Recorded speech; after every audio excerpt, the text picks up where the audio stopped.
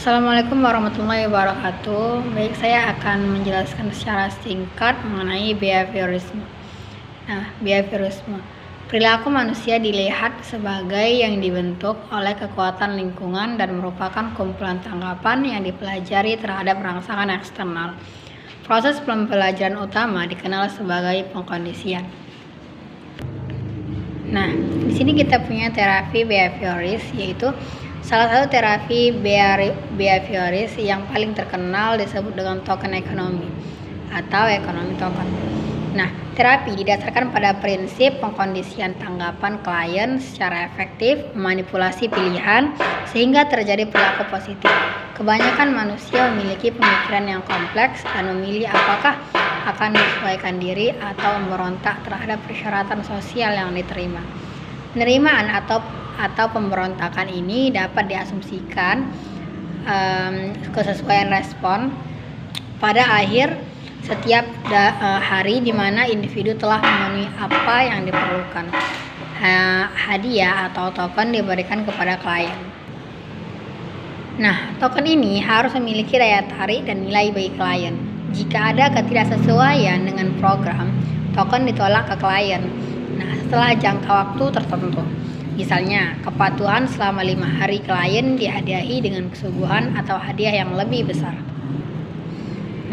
Ekonomi token digunakan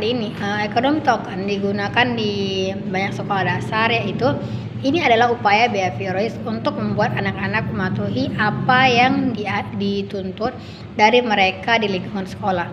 Ini adalah terapi yang juga digunakan dalam konteks pekerjaan sosial lainnya. Tetapi, seperti yang akan kita lihat nanti dalam bab ini, yaitu ini adalah terapi yang bukan hanya sebagai kritik. Terapi lain yang juga tersedia untuk klien pekerjaan sosial adalah biofeedback.